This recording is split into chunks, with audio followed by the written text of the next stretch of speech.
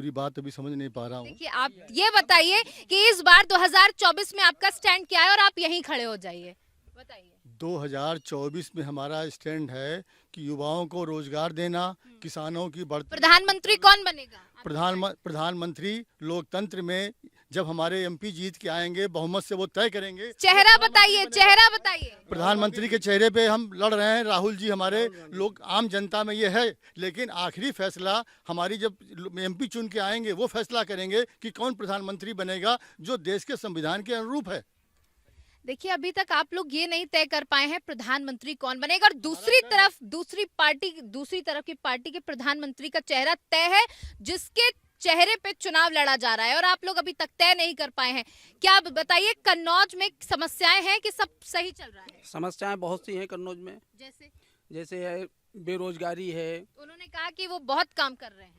वो अपनी पार्टी की बात तो बताएंगे, लेकिन जनता से आप पूछिएगा इस संदर्भ में, जनता खुद ही बताएगी आपको। बेरोजगारियां बहुत हैं, जनता की कोई सुनने वाला नहीं है। अधिकारी सब जो है वो मनमानी कर रहे हैं यहाँ पर। ये सारी समस्याएं जनता के लिए यहाँ पर। देखिए, यहाँ बीजेपी ने कहा कि विकलांगों को ट्राई साइकिल दी गई, 7,000 ट्राई साइकिल दी गई। देखिए, जो कन्नौज के विकास की आप बात कर रहे हैं, कन्नौज की समस्याएं की, तो कन्नौज में जो भी काम हुआ वो कांग्रेस के कार्यकाल में हुआ। उसके बाद भाजपा के लोग एक काम गिना दें, ये साइकिल सपा के कार्यकाल की बात कीजिए। लंबा समय तो सपा का रहा है। नहीं, लंबा समय सपा का रहा है। सपा ने भी इमारतें बनवाई हैं, लेकिन उन इमारतों में आज तक भाजपा सरकार उनको चालू नहीं करा पाई। कई इमारतें इसे पड़ी हुई बगैर उनका अभी तक शिलान्यास नहीं हुआ है। शिलान्यास अगर हो गया है तो वो अभी सौंपी नहीं गई है। इस तरीके का है, भाजपा ने कोई विकास कार्य नहीं किया। देखिए, कन्नौज की सबसे बड़ी समस्या यही है कि जो योजनाएं चल रही थी सपा की सरकार में, आप लोगों ने उन योजनाओं को बंद करा दिया। अगर वो योजनाएं पूरी हो चुकी हैं तो आप जनता को सौंप नहीं रहे हैं। ये आरोप बिल्कुल गलत है। किसी भी सरकार के द्वारा, सरकार हर आदमी की सरकार होती है। सरकार में जो पैसा लगता है वो जनता का पैसा लगता है, और हम जनता के पैसे को बर्बाद नहीं होने दे सकते।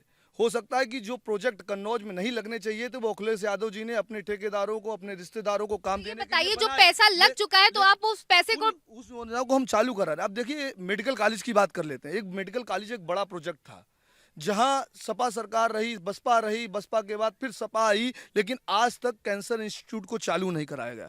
हमारे कार्यकाल में कम से कम कई, आप अखबार पढ़ते होंगे, देख लीजिए, कई लोगों का कैंसर का ऑपरेशन कन्नौज जनपद में हुआ है। कन्नौज जनपद के लिए बड़ी खुशी की बात है। अब डायलिसिस यूनिट की बात करता हूं। आप समझिए डायलिसिस यूनिट जो था, हमने काम की बात कर रहा हूँ, डायलिसिस यूनिट जो था मैंने मेडिकल जिला अस्पताल में चालू कराया। करीब 58 लाख की लागत से डायलिसिस यूनिट बना, जो लोगों को 10 से 15 हजार रुपए कानपुर लखनऊ जाकर देने पड़ते थे, वो फ्री ऑफ कास्ट यहाँ डायलिसिस यूनिट का काम चल रहा है, और लोगों को, किडनी वाले मरीजों को आराम हो रही। उसके बाद निर्बाध बिजली की आपूर्ति हो सके, भारतीय जनता पार्टी की सरकार ने, कि अक्सर शिकायतें आती हैं कि क्या हॉस्पिटलों में बिजली की आपूर्ति में दिक्कत हो रही, लाइट चली जा रही।